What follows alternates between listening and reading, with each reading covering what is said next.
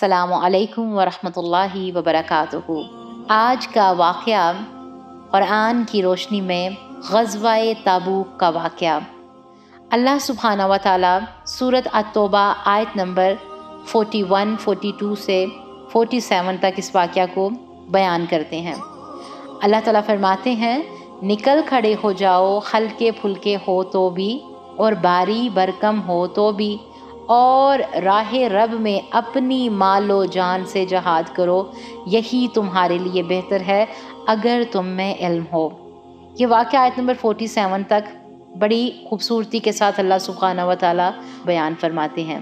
ان آیات میں اللہ تعالیٰ نے غزوہ تبوک کے متعلق جو منافقین جو بظاہر مسلمان ظاہر کرتے تھے خود کو، لیکن حقیقت میں مسلمانوں کے دشمن تھے، دل سے انہوں نے اسلام کو قبول نہ کیا تھا، ان میں سے ایک منافق اعظم عبداللہ بن ابی ان کا سردار تھا، اور اللہ تعالیٰ نے انہی کے بارے میں فرمایا ہے۔ غزوہ تبوک روم کی حکومت کے خلاف تھا۔ اس وقت یہ دنیا کی سب سے بڑی طاقت تھی۔ نبی صلی اللہ علیہ وآلہ وسلم نے اپنا ایک سفیر بصرہ کے رئیس سرجیل بن عمرو کے پاس اسلام کی دعوت دینے کے لیے بھیجا۔ سفیر نے جا کر اس کو حضور صلی اللہ علیہ وآلہ وسلم کی طرف سے اسلام کی دعوت دی، مگر اس نے نبی صلی اللہ علیہ وآلہ وسلم کے بھیجے گئے سفیر کو شہید کر دیا۔ اس سے قبل نبی صلی اللہ علیہ وآلہ وسلم نے ایک 15 صحابی پر مشتمل وفد شام میں ایک قبائل کی طرف بھیجا تھا۔ یہ قبیلہ بھی روم کی حکومت کے ماتحت تھا، جس طرح بصرہ کا رئیس بھی روم کی حکومت کے ماتحت تھا۔ اس قبیلہ نے بھی ان 15 صحابہ کو شہید کر دیا۔ ان میں صرف ایک صحابی حضرت قعب بن عمیر ہی زندہ بچے تھے۔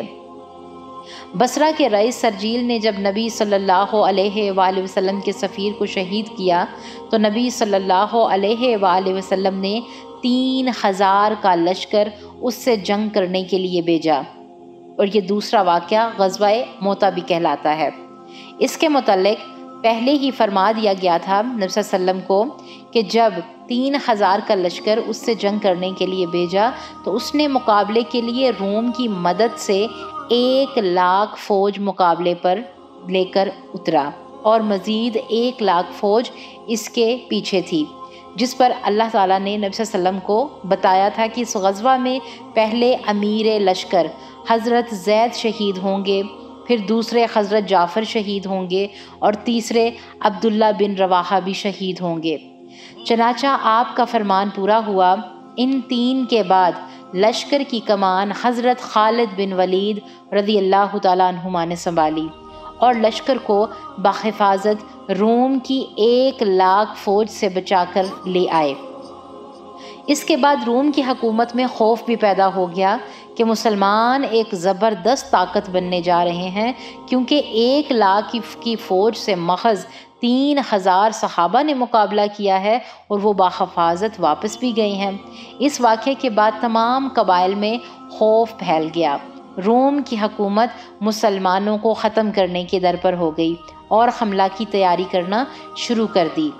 دوسری طرف منافقین کا رویہ کچھ ایسا تھا کہ ایک طرف مسلمانوں کو روم کی حکومت سے خطرہ تھا، دوسری طرف منافقین ہر روز نئی خبریں پھیلا کر مدینہ کے لوگوں کو خوف زدہ کر رہے تھے کہ روم کے فوجیوں کے متعلق نئے نئے قصے سناتے۔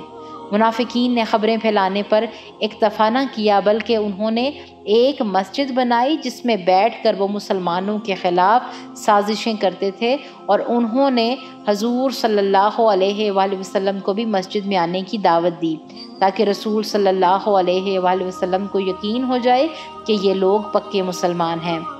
نبی صلی اللہ علیہ وآلہ وسلم اس وقت غزوہ تبوک میں جانے کی تیاریاں کر رہے تھے۔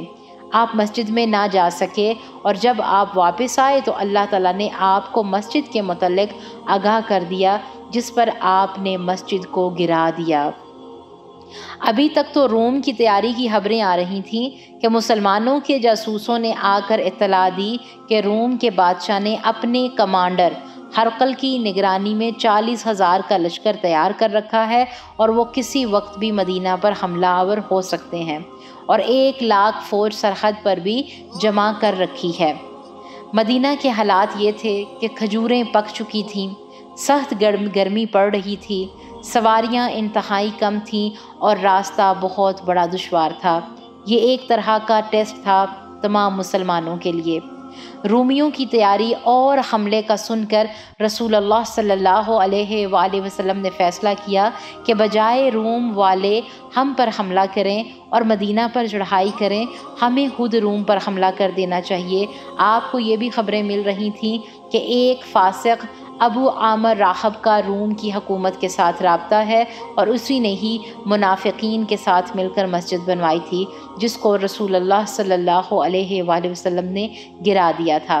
لہٰذا رسول اللہ صلی اللہ علیہ وآلہ وسلم نے عام اعلان کر دیا کہ ہر مسلمان پر فرض ہے جو جنگ کے قابل ہے جنگ میں حصہ لے اور بڑھ چڑھ کر مالی امداد کریں، کیونکہ ہمارا مقابلہ رومیوں کے ساتھ ہے۔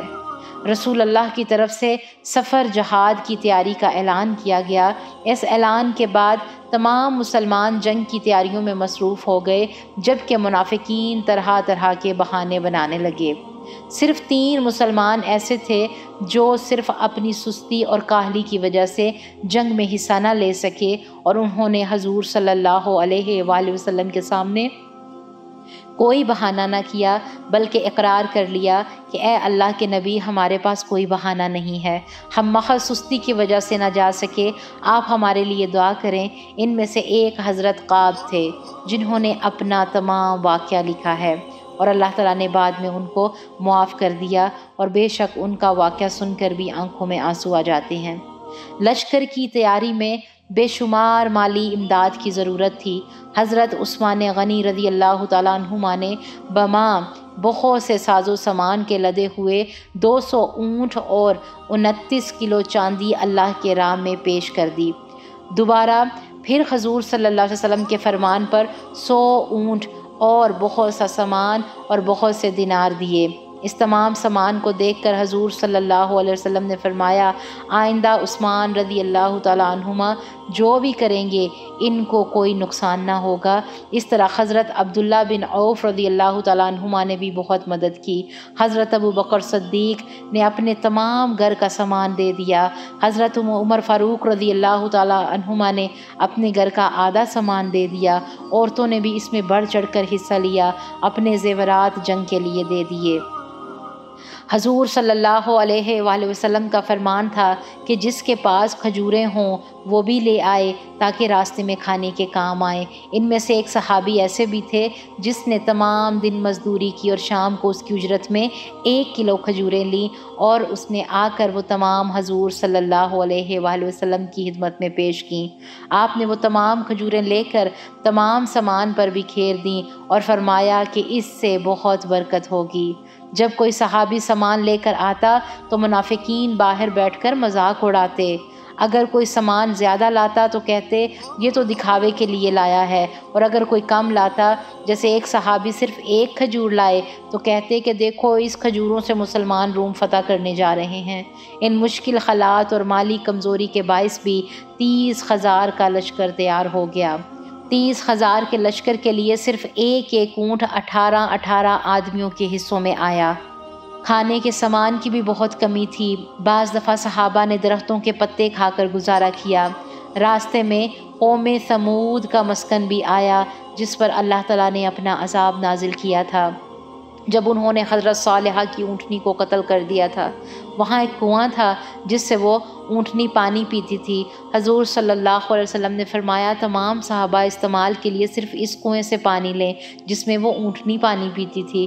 جن صحابہ نے دوسرے کنویں سے پانی لے کر آٹا گوندا، وہ آٹا جانوروں کو کھلا دیا گیا، خود استعمال کرنے سے منع کیا گیا، اور فرمایا کہ اس جگہ سے جلدی جلدی نکل جاؤ کیونکہ یہ اللہ تعالیٰ کی طرف سے نازل کردہ عذاب کی جگہ ہے۔ راستے میں پانی کی کمی ہو گئی تو آپ صلی اللہ علیہ وسلم نے دعا کی تو اللہ تعالیٰ نے بارش برسا دی۔ صحابہ نے خود بھی اور جانوروں کو بھی پانی پلایا اور جمع بھی کیا، اور فرمایا کہ کل تم تبوک کے چشمے سے پانی پیو گے، مگر میرے پہنچنے سے پہلے اس چشمے کو ہاتھ نہ لگانا۔ جب آپ اس چشمے پر گئے تو دیکھا چشمے سے پانی کم آ رہا ہے۔ آپ نے اس سے وضو کیا، کلی کی اور وہیں پانی اس چشمے میں ڈال دیا جس سے پانی کی رفتار تیز ہو گئی۔ آپ نے حضرت معاذ سے فرمایا کہ اگر تمہاری عمر ہوئی تو تم یہاں ہرے بھرے باغات دیکھو گے۔ جب حضور صلی اللہ علیہ وآلہ وسلم اپنا 30,000 صحابہ پر مشتمل لشکر لے کر تبوک جو روم کی سرحد تھی پر پہنچے تو روم کے فوج میں ایک خوف پیدا ہو گیا کہ اگر ہماری 1,00,000 فوج مسلمانوں کی 3,000 فوج سے موتا کے مقام پر مقابلہ نہ کر سکی تو اب مسلمان 30,000 ہیں اور مسلمانوں کے نبی صلی اللہ علیہ وآلہ وسلم تو خود بھی موجود ہیں، اب ان سے کیسا مقابلہ ہوگا؟ اللہ تعالیٰ نے ان کے دلوں میں رعب ڈال دیا۔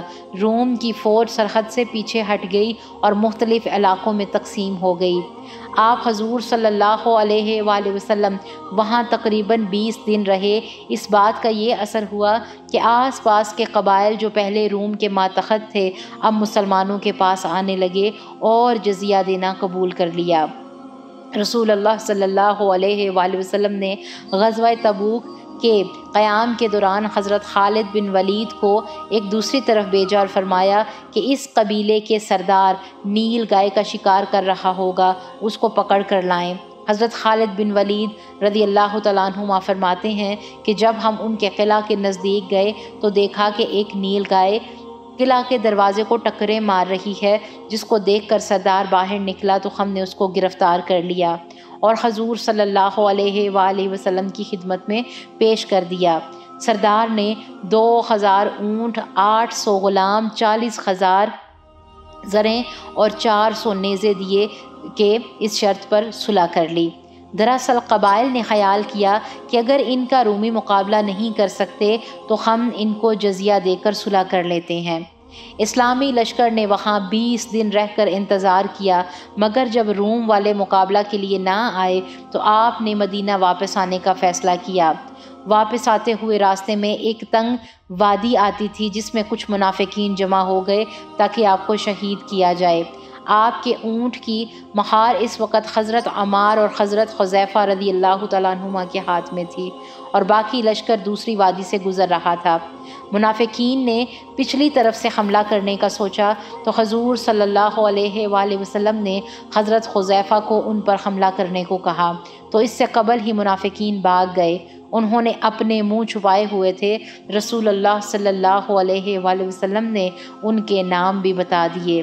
واپس آتے ہوئے آپ نے دور سے احد پہاڑ کو دیکھ کر فرمایا کہ اے احد، ہم سے محبت کرتا ہے اور ہم اس سے محبت کرتے ہیں۔ اس سفر میں آپ 20 روز تبوک میں رہے اور 30 روز آپ کے آنے اور جانے کے سفر میں گزر گئے۔ آپ حسب عادت مسجد نبوی میں تشریف لائے تو منافقین جن کی تعداد 80 تھی آپ کے پاس آئے اور مختلف بہانے بناتے رہے۔ آپ ہر ایک کو فرما دیتے کہ تمہارا باطن اللہ تعالیٰ کے سپرد ہے۔ صرف 3 ایسے صحابی تھے جنہیں عرض کی کہ رسول اللہ صلی اللہ علیہ وسلم ہمارے پاس کوئی بہانہ نہیں، ہم محض اپنی سستی کی وجہ سے نہ جا سکے۔ ان میں ایک حضرت قعب بن مالک، حضرت مرارہ بن ربیع اور حضرت بلال بن امیہ رضی اللہ تعالیٰ عنہما تھے۔ رسول اللہ صلی اللہ علیہ وآلہ وسلم نے ان کا معاملہ اللہ تعالیٰ کے سپرد کر دیا۔ رسول اللہ نے حکم دیا کہ کوئی صحابی ان کے ساتھ بات چیت نہ کرے۔ 40 دن اس طرح گزارنے کے بعد ان کی بیویوں کو بھی ان سے علیحدہ کر دیا گیا، مگر جب 50 دن پورے ہوئے تو ان کی توبہ قبول ہوئی۔ سورہ توبہ آیت نمبر 118 میں فرمایا کہ اللہ تعالیٰ نے ان تینوں کی توبہ قبول فرمائی جن کا معاملہ مؤخر کیا گیا تھا، ہاں جہاں تک کہ ان کے لیے زمین بھی تنگ ہو گئی، جہاں تک کہ ان کو یقین ہو گیا کہ اللہ تعالیٰ سے بھاگ کر کوئی اور پناہ کی جگہ نہیں ہے۔ پھر اللہ تعالیٰ نے ان کی طرف رجوع کر لیا، بے شک اللہ تعالیٰ توبہ قبول فرماتا ہے۔ صحابہ اکرام نے توبہ قبول ہونے پر خوشی کا اظہار کیا، مبارکباد دی۔ البتہ اللہ تعالیٰ نے منافقین کے بارے میں سخت رویہ رکھتے ہوئے فرمایا کہ اللہ تعالیٰ نے ان کے صدقات قبول کرنے، ان کا جنازہ پڑھانے سے منع کیا اور ان کے لیے دعائے مغفرت کرنے سے بھی منع فرما دیا۔ اللہ اکبر۔ بے شک انشاءاللہ ہم اپنی تفاسیر کی کلاسز میں جب سورت توبہ میں آئیں گے تو اس واقعہ کو، ان کی توبہ کے واقعہ کو بھی وہاں پر ضرور پڑھیں گے۔ تب تک کے لیے ہم غور و فکر کرتے ہیں، جائزہ لیتے ہیں کہ اس واقعہ کی روشنی میں ہمیں توفیق عطا فرمائیں اللہ سبحانہ و تعالیٰ، کہ ہم اللہ تعالیٰ سے سچی توبہ کرنے والے بنیں۔ اور ہم نے کیا سیکھا کہ جب بھی اللہ تعالیٰ کا حکم آ جائے، جہاں پر بھی اللہ تعالیٰ کے دین کو ہم، وہ تمام ہمارے پیارے سسٹرز جنہوں نے ابھی تک ہمارے چینل کو سبسکرائب نہیں کیا ہے وہ ہمارے چینل کو سبسکرائب ضرور کر دیں۔ کمنٹ باکس میں جا کر ہمیں اپنی رائے کا اظہار ضرور کیا کریں۔ اس سے کیا ہوتا ہے کہ ہماری پیچھے جتنی بھی ٹیم ہوتی ہے اس کو بہت خوشی ہوتی ہے، کام کرنے میں آسانی ہوتی ہے، اور اس سے ہم خود بھی موٹیویٹ ہوتے ہیں کام کو لے کے، چیزوں کو لے کے۔ اللہ تعالیٰ آپ سب کو جزائے خیر عطا فرمائے، آمین۔